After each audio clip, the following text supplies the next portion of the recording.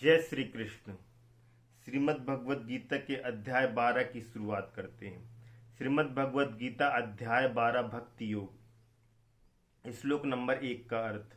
अर्जुन बोले, जो अनन्य प्रेमी भक्तजन पूर्वोक्तर प्रकार से निरंतर आपके भजन ध्यान में लगे रहकर आप सगुण रूप परमेश्वर को और दूसरे जो केवल अविनाशी सच्चिदानंद घन निराकार ब्रह्म को ही अति श्रेष्ठ भाव से भजते हैं, उन दोनों प्रकार के उपासकों में अति उत्तम योग वेत्ता कौन है? अर्जुन भगवान श्री कृष्ण से प्रश्न कर रहे हैं कि कई लोग हैं जो आपके निराकार स्वरूप की उपासना करते हैं, जो आपको निराकार रूप में मानते हैं, आपके निराकार स्वरूप को पूजते हैं, और कई लोग वो हैं जो आपके मूर्त रूप को पूजते हैं, आपकी मूर्ति को पूजते हैं। तो कई वो हैं जो आपके सगुण रूप को पूजते हैं और कई वो हैं जो आपके निराकार रूप को पूजते हैं। तो इन दोनों में श्रेष्ठ कौन है? कौन योग वेत्ता है? कौन योग को जानने वाला है? श्लोक नंबर 2 का अर्थ। श्री भगवान बोले, मुझ में मन को एकाग्र करके निरंतर मेरे भजन ध्यान में लगे हुए जो भक्तजन अतिशय श्रेष्ठ श्रद्धा से युक्त होकर मुझ सगुण रूप परमेश्वर को भजते हैं, वे मुझको योगियों में अति उत्तम योगी मान्य हैं। कई वो हैं जो निराकार को पूजते हैं, कई वो हैं साकार को पूजते हैं। भगवान कह रहे हैं, जो मेरे सगुण परमेश्वर रूप को, मेरे साकार रूप को जो लोग भजते हैं, जो लोग मेरे साकार रूप का ध्यान करते हैं, ऐसे लोग मेरी नजर में अति उत्तम योगी हैं, वो मान्य है, योगी हैं। श्लोक नंबर 3 और 4 का अर्थ। परंतु जो पुरुष इंद्रियों के समुदाय को भली प्रकार से वश में करके मन बुद्धि से परे सर्वव्यापी अकथनीय स्वरूप और सदा एक रस रहने वाले नित्य अचल निराकार अविनाशी सच्चिदानंद घन ब्रह्म को निरंतर एक ही भाव से ध्यान करते हुए भजते हैं, वे संपूर्ण भूतों के हित में रत और सब में समान भाव वाले योगी मुझको ही प्राप्त होते हैं। वे लोग भी जिन्होंने अपनी इंद्रियों को वश में करके रखा है, जो मन और बुद्धि से परे हैं, उस सर्वव्यापी परमेश्वर को भजते हैं, जो परमेश्वर मन और बुद्धि से परे है, अकथनीय है, उसका बखान नहीं किया जा सकता, नित्य है, अचल है, निराकार है, उस सच्चिदानंद घन को जिस भी भाव से जो योगी जन भजता है, वह निश्चित रूप ही भगवान को प्राप्त होता है। श्लोक नंबर 5 का अर्थ। उन सच्चिदानंद घन निराकार ब्रह्म में आसक्त चित्त वाले पुरुषों के साधन में परिश्रम शेष है, क्योंकि देहाभिमानियों द्वारा अव्यक्त विषयक गति दुख पूर्वक प्राप्त की जाती है। श्लोक नंबर 6 का अर्थ। परंतु जो मेरे परायण रहने वाले भक्तजन संपूर्ण कर्मों को मुझ में अर्पण करके मुझ सगुण रूप परमेश्वर को ही अनन्य भक्ति योग से निरंतर चिंतन करते हुए भजते हैं। श्लोक नंबर 7 का अर्थ। हे अर्जुन, उन मुझ में चित्त लगाने वाले प्रेमी भक्तों का मैं शीघ्र ही मृत्यु रूप संसार समुद्र से उद्धार करने वाला होता हूं। उन प्रेमी जन का जो मुझ पर प्रीति रखते हैं, उनका निश्चित ही मैं उद्धार करता हूं। भगवान कहते हैं, प्रेम ही जगत का सार है। हम स्वर्ग की कल्पना करते हैं कि हम स्वर्ग में जाकर सुख भोगेंगे। इस धरती में, इस मृत्यु लोक में, इस संसार में ही यदि जीव प्रेम करना सीख जाए, प्रेम करना वो जान जाए, तो ये धरती ही स्वर्ग बन जाएगी। हम स्वर्ग की कल्पना क्यों करते हैं कि हम स्वर्ग में जाएंगे? वहां पर यदि पृथ्वी पर ही जीव प्रेम करना सीख जाए, प्रेम से भर जाए, तो ये पृथ्वी लोक ही स्वर्ग बन सकता है, पृथ्वी ही स्वर्ग बन सकती है। तो जो प्रेम है वो भगवान का स्वरूप है। जो भी मनुष्य प्रेम कर रहा है वो भक्त है भगवान का। क्योंकि जो मनुष्य प्रेम से भरा हुआ है वो वो योगी जानने योग्य है। प्रेम सहज नहीं है। प्रेम करने के लिए संत का हृदय चाहिए। वास्तविकता में प्रेम संत ही कर सकता है।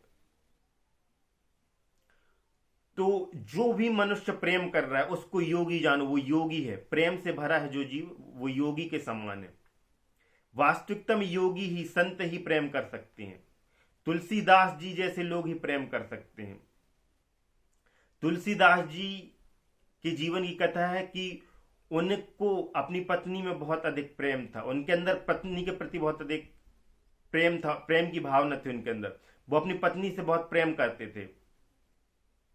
पर एक बार जब उनकी पत्नी मायके गई हुई थी तो रात में ही भारी बारिश हो रही थी। उस भारी बारिश में नदी को पार करके अपनी पत्नी से मिलने गए थे तुलसीदास जी। उनकी पत्नी ने बोला कि आप जितना प्रेम मुझसे करते हैं उतना प्रेम यदि राम से किया होता तो आपको राम मिल जाते। तो तुलसीदास जी कहते ठीक है, अच्छी बात है, आज से राम को ही प्रेम करेंगे।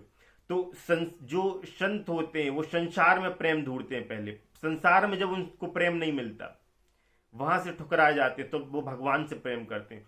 और भगवान से जो जीव प्रेम करता है तो वहां से धोखा नहीं मिल सकता। संसारिक बंधनों में, संसार के किसी भी रिश्ते में आपको धोखा मिल सकता है इस संसार में, पर भगवान से जो जीव प्रेम करता है, प्रीति रखता है, उसे कभी धोखा नहीं मिलता। भगवान की तरफ से कभी तुम गद्दार हो सकते हो, भगवान नहीं होता। यदि जीव भगवान को प्रेम करेगा, वास्तविकता में उसके अंदर प्रेम होगा, भगवान के प्रति समर्पण होगा, भगवान के प्रति आसक्ति होगी उस जीव के अंदर, उनके चरणों में प्रीति होगी, तो निश्चित रूप से जीव को प्रेम मिलेगा।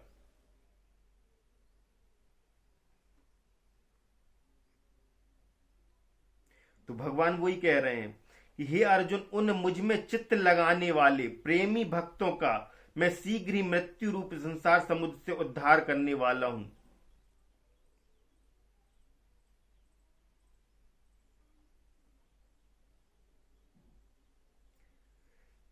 तुलसीदास जी अपनी पत्नी से प्रेम करते थे, पर जब पत्नी से प्रेम नहीं मिला तो पत्नी का त्याग कर दिया। उन्होंने पत्नी को छोड़ के सिर्फ भगवान पर ही ध्यान लगाया, भगवान से ही प्रीति की, क्योंकि भगवान से धोखा नहीं मिलता। जब उनका प्रेम भगवान के प्रति संसार जानता है कि उनने रामचरितमानस की रचना कर दी। इतना बड़ा हृदय था उनका, इतना विशाल प्रेम से भरा हुआ।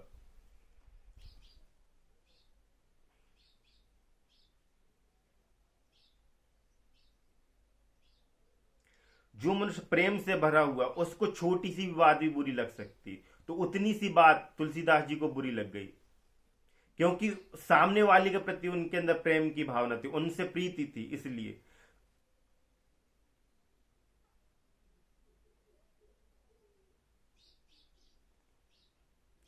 तो प्रेम करने के लिए संत का हृदय चाहिए। तुलसीदास जी जैसे लोग, कबीरदास जी जैसे लोग, रैदास, ये मीराबाई जैसे लोग, यही वास्तविकता में प्रेम का असली प्रेम क्या है यही लोग जानते हैं। और इन्हीं से हमको सीखने को मिलता है कि प्रेम का क्या है, यही हम सिखा सकते हैं। श्लोक नंबर 8 का अर्थ, मुझ में मन को लगा और मुझ में ही बुद्धि को लगा, इसके उपरांत तू मुझ में ही निवास करेगा, इसमें कुछ भी संशय नहीं है। भगवान कह रहे अपने मन को मुझ में लगा, अपनी बुद्धि को मुझ में लगा, तू फिर मुझ में निवास करेगा। श्लोक नंबर 9 का अर्थ, यदि तू मन को मुझ में अचल स्थापन करने के लिए समर्थ नहीं है तो हे अर्जुन, अभ्यास रूप योग द्वारा मुझको प्राप्त होने के लिए इच्छा कर। अभ्यास के द्वारा तू मुझको, मेरे में अपने ध्यान को केंद्रित कर, मुझको प्राप्त करने की इच्छा कर। भगवान नहीं कह रहे हैं यदि तू, श्लोक 10 का अर्थ, यदि तू उपयुक्त अभ्यास में भी असमर्थ है तो केवल मेरे लिए कर्म करने के ही परायण हो जा, इस प्रकार मेरे निमित्त कर्मों को करता हुआ भी मेरी प्राप्ति रूप सिद्धि को ही प्राप्त होगा। भगवान कह रहे हैं मेरे निमित्त होकर कर्म कर, मेरे परायण होकर अपने कर्म को कर, तो निश्चित रूप से तू सिद्धि की प्राप्ति करेगा, सिद्धि को प्राप्त होगा। भगवान श्री कृष्ण प्रेम के देवता हैं, प्रेम से खाते हैं। पर कई लोगों की ऐसी सोच रहती है, कई लोग सोचते हैं कि प्रेम के देवता, सोचते होंगे कि प्रेम के देवता होकर भी इतना बड़ा महाभारत के युद्ध करवा दिया भगवान श्री कृष्ण ने, तो प्रेम के देवता होके इतना बड़ा युद्ध क्यों कराया उनने? तो भगवान श्री कृष्ण ने युद्ध नहीं कराया, द्रौपदी के अपमान ने युद्ध कराया है। द्रौपदी के अपमान के कारण युद्ध हुआ है, कौरवों के बुरे कर्मों के कारण युद्ध हुआ है। भगवान प्रेम के देवता हैं। जो प्रेम समझता है, जो प्रेम जानता है, उसके लिए है भगवान श्री कृष्ण। पांडव प्रेम से भरे हुए हैं, इसलिए भगवान उनके साथ है। भगवान प्रेम के देवता हैं। कौरवों के अंदर प्रेम नहीं है, जिसके अंदर प्रेम है कृष्ण उसके साथ है, कृष्ण उसके साथ ही है। पांडवों के अंदर प्रेम है, इसलिए भगवान कृष्ण पांडवों के साथ है। कौरवों के हृदय में प्रेम नहीं है, इसलिए उनके साथ नहीं है।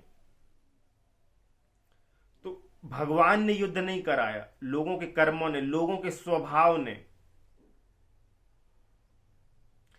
पांडवों के अच्छे कर्मों ने उन्हें विजय दिलाई है, कौरवों के बुरे कर्मों ने उनको हार दिलाई है।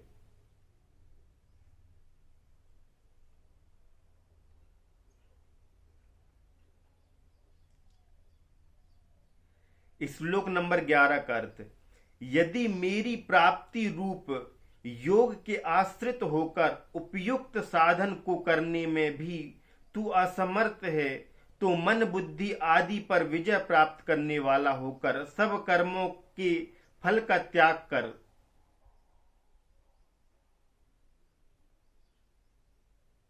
श्लोक नंबर 12 का अर्थ, मर्म को न जानकर किए हुए अभ्यास से ज्ञान श्रेष्ठ है। जो मनुष्य मर्म को नहीं जानता, उसके लिए अभ्यास से ज्ञान श्रेष्ठ है। भगवान कह रहे हैं ज्ञान से मुझ परमेश्वर के स्वरूप का ध्यान श्रेष्ठ है। और जो मनुष्य ज्ञानी है उससे भी बड़ा ध्यानी है, ज्ञान से भी अधिक महत्व ध्यान को दिया गया। तो जो ज्ञानी है उससे, उस ज्ञान से मुझ परमेश्वर के स्वरूप का ध्यान श्रेष्ठ है। तो जो मेरे स्वरूप का ध्यान कर रहा है वह ज्ञानी से भी श्रेष्ठ है। और ध्यान से सब कर्मों के फल का त्याग श्रेष्ठ है, क्योंकि त्याग से तत्काल ही परम शांति होती है।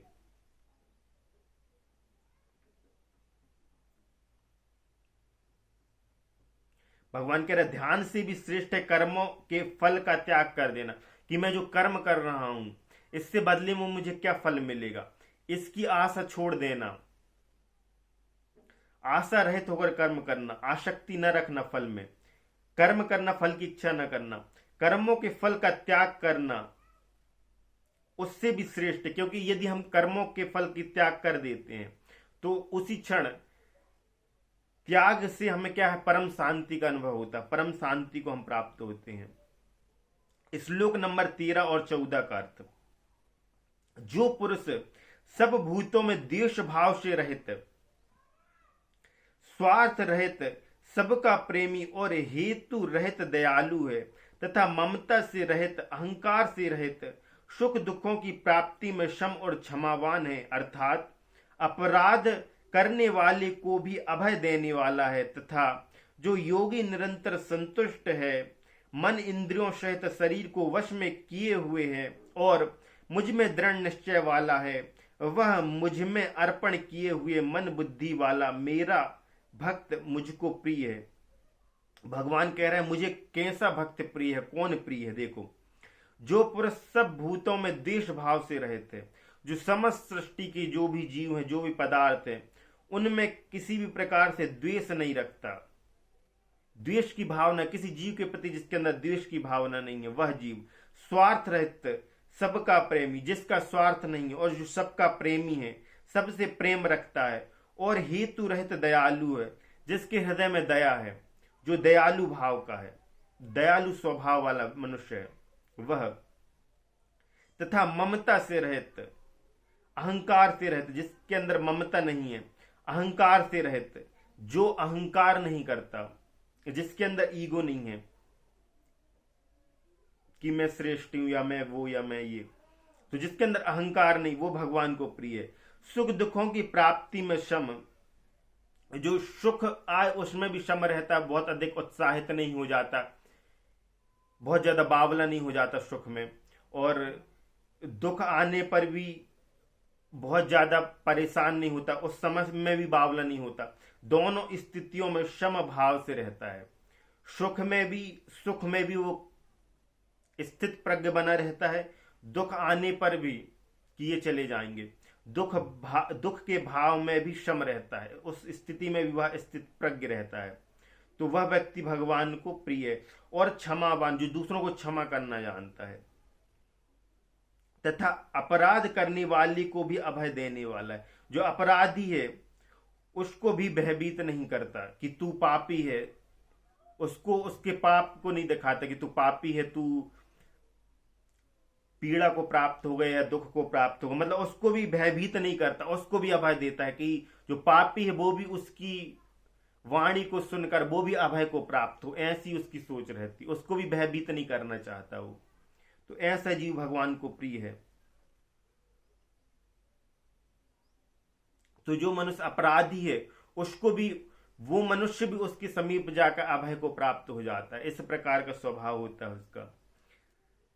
तो अभय उसका स्वभाव होता है, अभय वो स्वयं अभय स्वरूप हो जाता है।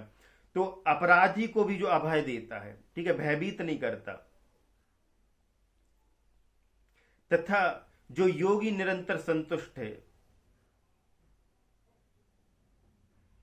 मन इंद्रियों सहित शरीर को वश में किए हुए है, जिसने अपने मन और इंद्रियों को अपने शरीर के वश में करा हुआ है, और मुझ में दृढ़ निश्चय वाला, और मुझ में उसका दृढ़ निश्चय विश्वास है कि हर परिस्थिति में, हर संकट में, हर विपत्ति में, हर परेशानी में, हर प्रकार की पीड़ा में भगवान मेरे साथ है, भगवान मेरा साथ देने वाले हैं, भगवान मेरा साथ कभी नहीं छोड़ेंगे। इस प्रकार का उसका दृढ़ निश्चय है, वो मुझ में आस्था रखता है कि हर प्रकार से उसको भरोसा कि भगवान मेरे साथ हैं। तो वह मुझ में अर्पण किए हुए मन बुद्धि वाला, जिसने अपनी बुद्धि और मन को मुझ में अर्पण कर दिया हो, मतलब अपनी बुद्धि और मन को मुझ में लगाया हुआ, ऐसा भक्त मुझको प्रिय है।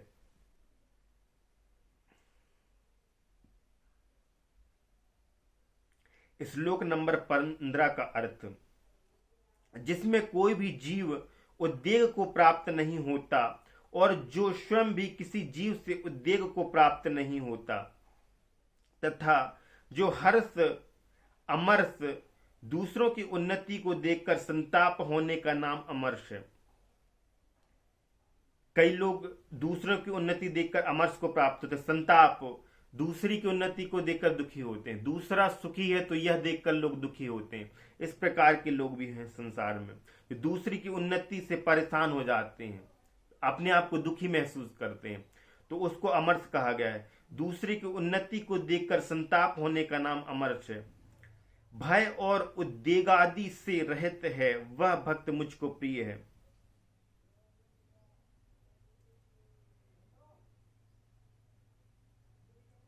भगवान कह रहे हैं, जो दूसरे की उन्नति से ईर्ष्या की भावना नहीं रखता, जो व्यक्ति किसी को देखकर कि ये मनुष्य आगे बढ़ रहा है जीवन में, इसकी प्रगति हो रही है, ये सफलता को प्राप्त कर रहा है, ये अपने लक्ष्यों को प्राप्त कर रहा है, तो दूसरों के लक्ष्यों को देखकर कि ये सफल हो रहा है, ये आगे बढ़ रहा है या ये उन्नति को प्राप्त हो रहा है, तो ऐसे मनुष्यों को देखकर जो मनुष्य संताप को प्राप्त नहीं होता, मतलब जो दुखी नहीं होता, जो उनसे ईर्ष्या की भावना नहीं रखता, उनके प्रति जलन की भावना नहीं रखता, वह मनुष्य भगवान को प्रिय है।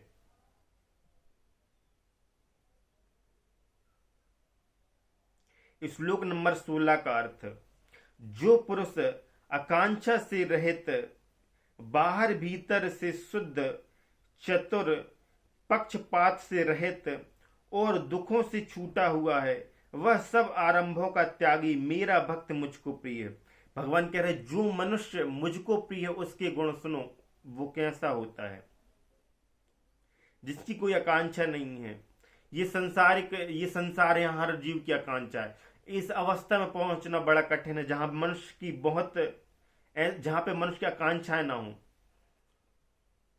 तो भगवान कह रहे हैं जिसकी कोई आकांक्षा ना हो, आकांक्षा रहित, इस अवस्था में पहुंचना बड़ा कठिन है। साधु जन इस अवस्था में होते हैं जिनकी कोई अपनी आकांक्षा नहीं होती भगवान के अतिरिक्त। तो भगवान कह रहे हैं वो मुझे प्रिय है जिसकी कोई आकांक्षा नहीं। जो पुरुष आकांक्षा से रहित है, बाहर भीतर से शुद्ध, मतलब बाहर से भी उसका आचरण शुद्ध है, बाहर से भी वह शुद्ध प्रतीत होता है, उसका व्यवहार बड़ा शुद्ध है, और भीतर से भी वह उसी प्रकार की शुद्ध उसकी सोच है, अच्छी सोच वाला है, भीतर से भी वह शुद्ध है। चतुर है, चतुर मतलब चीज सब, हर अवस्था को, हर स्थिति को समझने वाला हो, हर चीज को समझता, हर बात को जानता है, वो चतुर है। पर फिर भी सरल होता है वो व्यक्ति। तो चतुर पक्षपात नहीं करता, हर व्यक्ति को एक जैसा देखता है, जो जैसा उसे वैसा ही देखता, पक्षपात नहीं करता, भेदभाव नहीं करता किसी में। तो पक्षपात से रहित और दुखों से छूटा हुआ। तो जो मनुष्य पक्षपात नहीं करेगा, जो चतुर होगा, जो आकांक्षा नहीं रहेंगी जिसकी, और जिसका अंतर्करण और बाहर दोनों पूर्ण रूप से शुद्ध होगा, तो वो निश्चित रूप से दुखों से छूटा हुआ होगा। तो दुखों से छूटा हुआ वह सब आरंभों का त्यागी मेरा भक्त मुझको प्रिय है।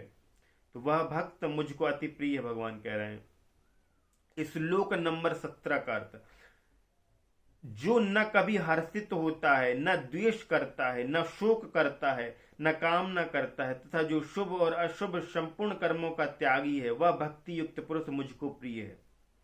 भक्ति योग का उदाहरण दे रहा। भक्त वास्तविकता में भक्त कैसा होता है, अध्याय 12 में भक्ति योग के बारे में बताया भगवान ने कि भक्त कैसा होता है, भक्ति का स्वभाव क्या है। हमने भक्ति को अलग तरीके से रिप्रेजेंट कर दिया लोगों ने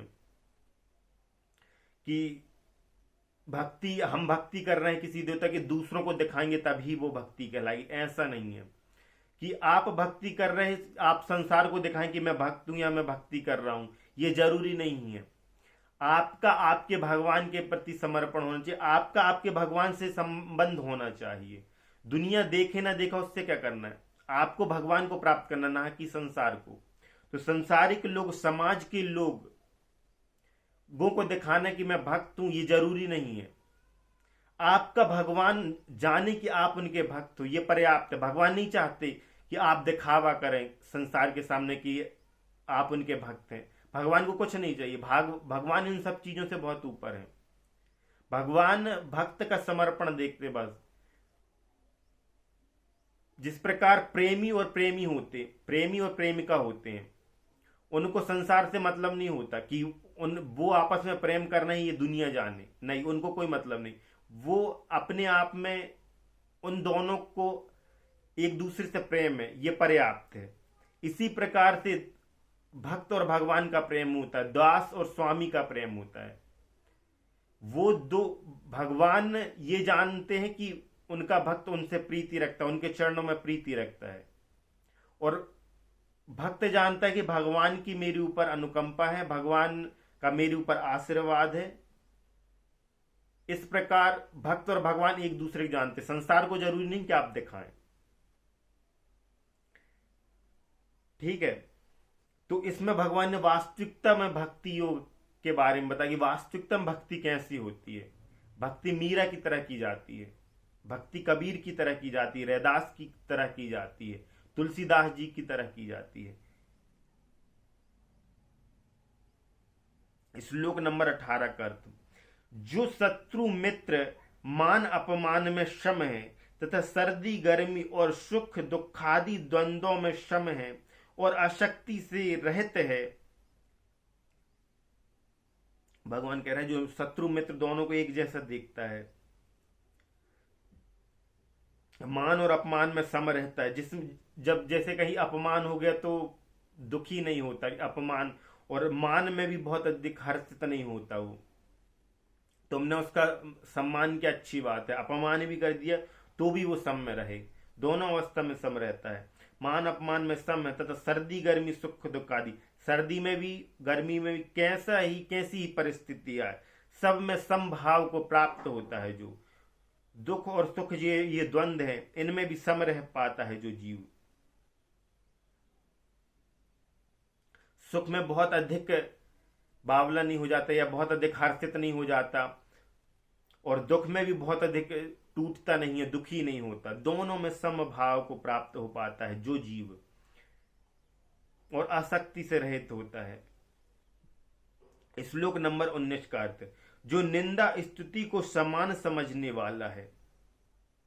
जैसे किसी ने उसकी बड़ाई कर दी, स्तुति कर दी कि आप बहुत अच्छे हो, आप बहुत महान हो, आप में इतने अच्छे अच्छे गुण हैं, आप बहुत भाग्यशाली हो, आप सबका अच्छा करने वाले, हित करने वाले हो, आप इस प्रकार से जो कोई यदि किसी का सम्मान करता, स्तुति करता है, तो भी वो सामान्य बना रहता। और निंदा, किसी ने अपमान कर दिया कि तुम किसी काम के नहीं हो, तुमने जीवन में कुछ नहीं किया, या तुम्हारा सम्मान नहीं होना चाहिए, तुम सम्मान के योग्य नहीं हो, इस प्रकार से किसी निंदा भी कर दी, दोनों में भी सम भाव रह पाता है। जो मननशील और जिस किसी प्रकार से भी शरीर का निर्वाह होने में सदा ही संतुष्ट हो, और मननशील होता है जिस भी प्रकार से इस शरीर का निर्वाह हो जाए उसमें वो संतुष्ट हो जाता है।